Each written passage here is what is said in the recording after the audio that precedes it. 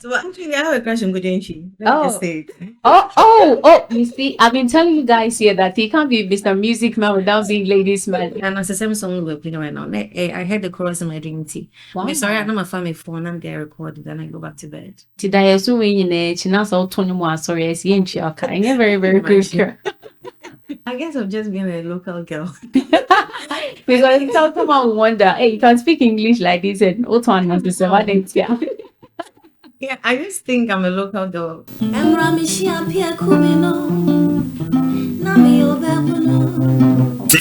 the breeze, 90.9 Breeze FM.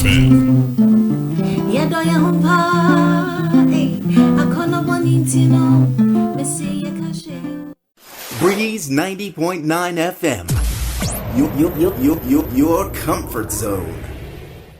Hello, Rama Blak. Hi, Sandra. Welcome to the show. Thank you. Thanks for having me. Oh, so before we go straight to business, business we like part-time business. Upo instruments, actually. Utunes here me off. Thank you. And to me, bisa say, upo instruments was sorry, Anna. Unfortunately, no. Okay, fortunately and unfortunately, no. Okay, so my who fortunately, no, unfortunately, yeah, unfortunately, no. I didn't get my music socialization from the church. Right. Because I didn't really grow up from a religious home. Oh, right. So everything started when I came to the University of Ghana. Okay. That was around 2015, but I actually started taking music seriously around 2018. Okay.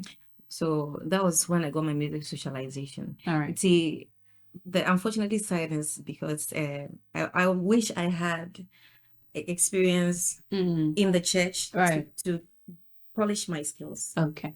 I mean, there are many people I know that started their music from the church, and they're very, very amazing performers. Right. Okay. So even though the church would have been the thing you're talking about, I think it would have been a very good platform for me to start building my confidence and my repertoire from the church. Okay. But I think everything happens for a reason, and I think it's a good thing. So yeah, I like the guitar. Kakra. Yeah, obo pan. If said it, obo strings. Yeah, I'll turn it to anyone and say, would you say instrumental is in your church is that? Yes, definitely, because it's not easy to learn an instrument. Because once I got serious with it in 2018, even though I started schooling in 2015. So you can imagine the kind of frustrations and ups and downs I've done within that 3 years. And so I decided, okay, fine, I'm going to learn it. Okay. So I had the opportunity to learn from 2015, but major to Hosa, and I started learning in 2018. But even with that, I'm saying to Ho. So 2023 and I'm sacrificed. It's not easy. Okay. You can get frustrated. All right. Yeah. Okay. So now let's come to you. Can you tell us about your early life and where you grew up and how music found you? Because I don't want media. Well, I actually was born in the Volta region. Oh. Yeah, my father was in the army. Oh, so I think he got posted there before I was born. But he's an Achin. Oh, okay. Person, yeah. And my mom is from the central region. Did you come catching our man across? Hey, challenge me too. So what's your ever name though before you continue? I don't have an ever name because I'm not an alien. Oh, okay. I mean, I can. I was saying Kakwats now and come down bets now. No, okay, something. Which I ain't your number. I like your name. Oh, yeah, but because of my name, because of my birth name, Awura-Ama Agyapong, that's my name. And see, I don't have an English name. I don't have any other have a full Akan name. Okay. And see, my classmates and my schoolmates in Water Region, they always spoke English to me because I think immediately they hear my name, be like, oh, where do you want to be? And my town for Bego. See, and then encourage English straight up. Because I was in school, I had friends who spoke English. Okay. Yeah, and for the music, I think I've had it since I could, as far as I can remember. Right. But because I didn't have any like socialization from my family. My family is not a music family. And see, I was writing and doing my own thing in my corner and singing in the bathroom. My parents knew about it and they were always encouraging me, and I'm really happy that they've always been supportive of my craft. And so I actually wanted to go to NAFTI to study cinematography when I finished SHS. But then 1 or 2 happened and I couldn't go, so I had to go to the University of Ghana. Right. And the closest thing to cinematography was theater arts. And then when I went, the music was attached to the course. Wow. And I'm like, okay, let me just give it a go and see. And then here we are. That's so beautiful. Yeah. So was there a particular moment or experience in your childhood that made you realize that music was your calling? Yeah, because I could write songs just like that. Wow. Because I didn't really have to force myself or think about it too much, and I could write songs. And as I was growing up, I could hear songs in my dreams. The Asaase Nnwom song we're playing right now, I heard the chorus in my dream too. Wow. I'm sorry, I'm a family phone, I'm there recorded, then I go back to bed. Oh wow. So that's how this is beautiful. And today I so when you sorry, I see very, very good. So you say you studied at the University of Ghana. What led you to pursue music academically? Because so like I said, when I entered the University of Ghana, the plan was to do theater arts, but then I ended up merging theater arts with music. And I decided to further my studies in music because apart from the performance space, I actually wanted to understand music beyond the performance space. I wanted to understand the sociology and psychology of music and how humans relate to it and how the people making the music actually feel. Yeah. And especially being a woman in the performance space, it comes with a lot of challenges and all that. So I wanted to channel that into research work. That's when I continued to do my master's, and now I'm also doing my PhD now. Okay. So what was your master's journey in, ethnomusicology like? Yes. Because how did it shape your understanding of Ghanaian music? Because we know that it's knowing the context of music, knowing the craft and all that. That's like a very delicate thing to do. How do you deal with that? I mean, I had support and help from my supervisors. Wow. And thankfully I also got a scholarship. So it was really easy for me to get through the 2 years.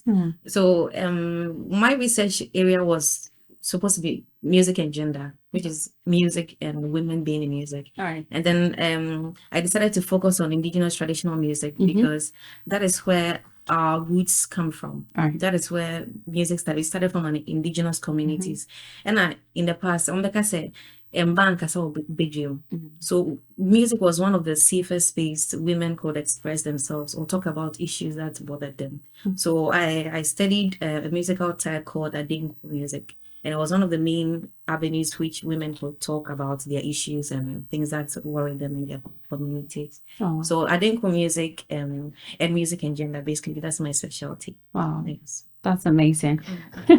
So you've worked with several bands, like the Legon Palm Wine Band, the Play for Change Foundation, between 2018 2019. What did you learn from this particular phase, and how is working in a band feels like? So for the palm wine bands, I mean, I grew up listening to them on campus because all these emerging palm wine bands came from the University of Ghana, like Department of Music. Right. So they're all born out of research works. So somebody's research was to revitalize palm wine music because it was something we had in the past and it died out. But now it's revitalizing again. People are beginning to like palm wine music again. So that was someone's project, and we got Kwampa band from it. We also got Legon Palm Wine band from it. So they're all from the Department of Music. Right. Born from research works. Yes. And my experience with them opened up more avenues for me to learn indigenous music. And that is how come it even inspired me to put out an EP the original plan was to just celebrate the Heritage Month. But then it has ended up blowing up, and I'm really surprised as to the media traction I'm getting from the EP. So even though the Heritage Month is over, I'm still still in the heritage mood. So your early single, Anantisam, you get in the attention. You said that you had it in a dream. How important is storytelling in your music? Yeah, storytelling, it's more like something that was incorporated or something I learned from the palm wine music style I was telling you about earlier. Okay. So it's forms the basis of this whole traditional music and palm wine music style. It's called Asaase Nnwom. Oh, okay. So when people, like in the past, people actually use music as an avenue to, like, a stress relief. So that's how come. So the actual palm wine is not. It's like people sit around a tree, they drink palm wine, and then they pick up the guitar and they talk about their issues. Normally, they are in your matter. So that's where the whole concept coming from. So the stories that are being told in these songs are actual real life stories that happen, and people are talking about it to be able to learn lessons from it. So I think storytelling is really important in music, and it actually makes it actually helps to provide let's say the youth or maybe younger generation morals, give them good morals. It also gives them a history of their background or where they come from. So we know that Ghanaian musicians, we know that we incorporate a culture into songs or anything they do. But I'd like to know, what is the motivation behind incorporating the depth of culture in your music? Well, I guess I've just been a local girl. Because someone will wonder, hey, you can speak English like this and Otuan wants to say, yeah, I just think I'm a local girl. Because even it starts from my name, which is Awura-Ama Agyapong. Yeah. But then when I decided to take music seriously, so the Rama is from my name, Awura-Ama. Okay. And the Black just basically stands for my Ghanaian identity. So that's how come I got the Rama Blak. So, I mean, indigenous music, like I was telling you earlier, is just something I really got interested in when I started doing my music and research. Yeah, my music research. It's been amazing so far, and I think it creates a very unique sound for me. So I think that's what I'm going for. So, that's amazing. So what's a creative process like? Do you start with lyrics, rhythms, or you just think of a story to add the tunes to it? How's the process like? It's crazy. Eh? Well, sometimes it's the dreams, right? Other times too, it just comes. Sometimes the melody you just hear it. I don't know how to describe it. Like Mitty, right? I just hear it. I don't know how to describe it. Wow. And then when I look at the melody, and sometimes it comes to the lyrics, and then it's like comes in fragments. And then I see, okay, fine. Maybe if I add it to it to make sense, if I add this to the sentence to make sense. So then narcissism like this. The only thing I kept hearing was narcissism. And then I'm like, okay, fine, let me put flesh to it. Okay. So, I mean, it varies. I don't know how to describe the creative process. It's just crazy. Wow. That's really natural. So now, someone, they know that they're thinking about the feeling of listening to songs. I want you to perform a song for us to enjoy so that they can have a great feel of, that instrumentalist vibe. All right, so I'm going to play Odoko. Okay. Odoko, so did you call me Pamela Casper? I haven't released it yet. So it's exclusive. Oh, wow. Exclusive. That's nice. Yeah.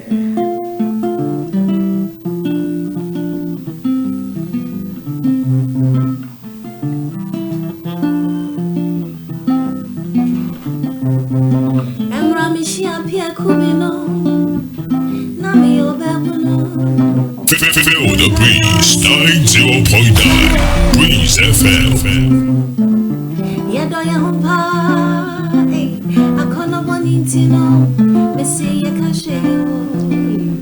Breeze FM 90.9.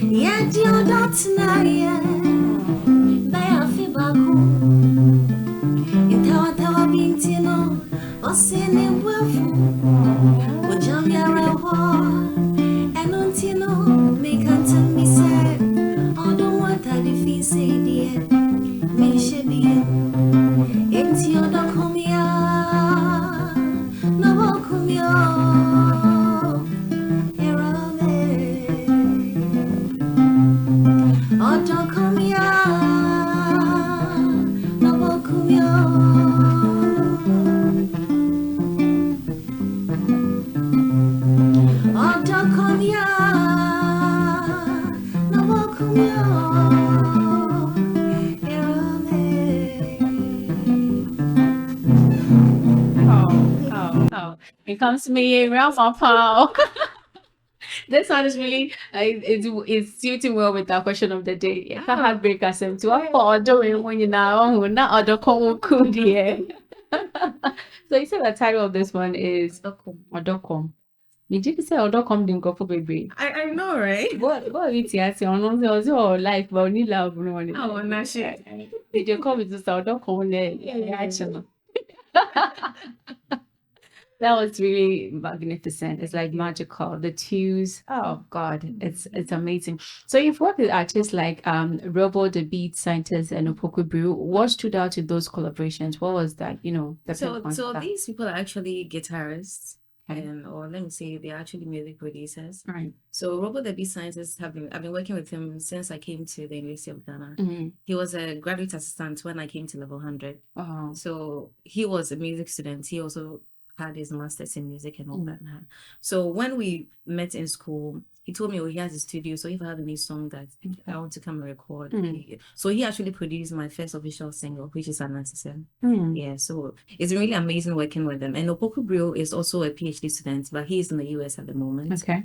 And his research project is on music and the environment. So we are trying to see how we can use music to influence the environment positively.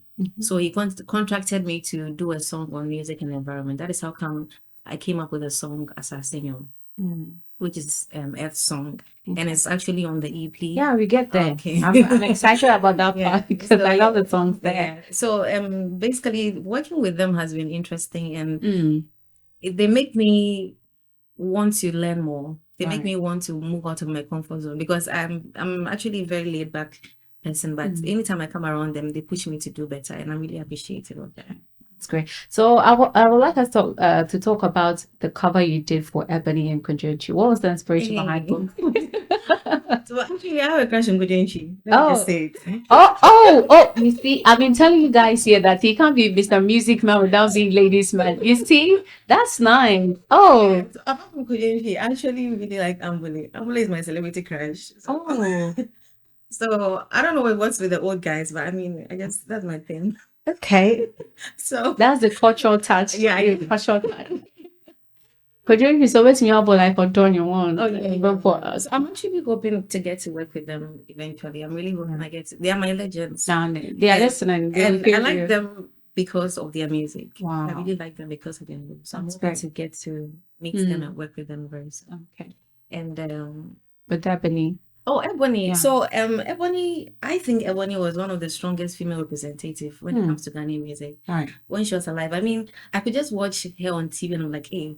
And when I think her last performance was a whole week at the University of Ghana. I was in my room and I came to stand on my balcony. I was watching her. Oh, like, great. this girl is fire. Like, I really admired her. Yeah. And then all of a sudden, the following day, she's dead. She was in that same shorts. That's the shorts she performed with. The She was yellow cut off. Wow. So it was really a big blow for me, because she was somebody I really looked up to. And I used to have dreadlocks. So when people see me, they'll be like, hey, you look like Ebony. Oh, I loved her too. Yeah. So when I started my research on music and gender, I just decided to do a tribute for Ebony. Because it's been so long she died, and it feels like everybody has forgotten her. So I just decided to do a tribute, and I did a mashup of her songs. And it's actually got a lot of traction, and I'm happy about it. Wow. Yeah. It was really lovely. I personally adore Ebony too, and it's been it's sad that we don't have her. No, that's so beautiful. I don't know why everything is gearing up to heartbreak today. That's really great compilation right there. It's quite sad we have her no more. She would have definitely loved this texture of your voice on, her songs and all that. But now let's take a turn on a spotlight on your EP. Yeah. Yes. What inspired the concept of your new EP, Asaase Nnwom Earth Song, and go take us through all the songs on there. So last year I started something for me, because I'm a creative. When I'm there, ideas just pop into my head. Yeah. So even though I had been learning traditional music from school, and I actually have a mentor, Korankye, who plays the separate. Oh, okay. And I just decided to put the heritage. I just decided to take it seriously. The Heritage Month that we celebrate in Ghana in March. All right. So last year in March, I started recording traditional songs, indigenous songs, to just put it out there. And then this year, I decided to continue with the heritage series. When I'm like, let me make it like an EP. Let me put the whole compilation together. All right. And then I can push it for the whole month.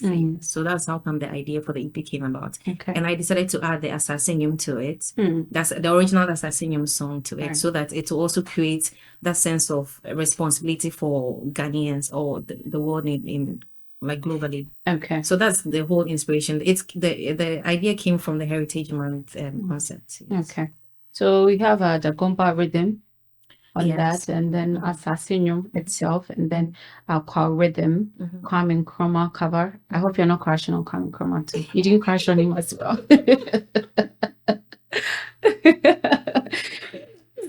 So The Dagomba rhythms. Is there a So special concept behind that? rhythms, when it comes to like Pamwe songs, right? They have rhythms, but they are quite complex. I haven't been able to learn it yet, but the guitarists I work with, they play it. Okay. So we have different variations when it comes to the Pamwe. We have the Amponsan style is the most common. That one I've been able to learn it. Okay. That's like I even use it for my song, the one I just played, the Odokong. So that one is the Amponsan style. Okay. We also have Dagomba.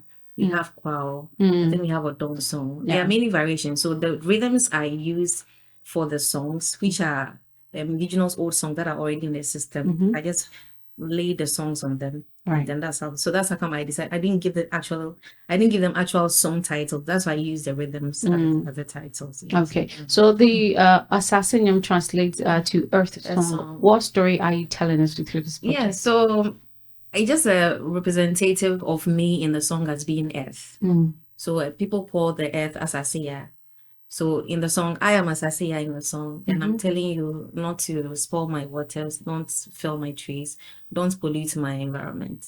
So it's just Mother Earth telling Nemba say, many say, I don't like this, I don't like. So it's basically that. Wow.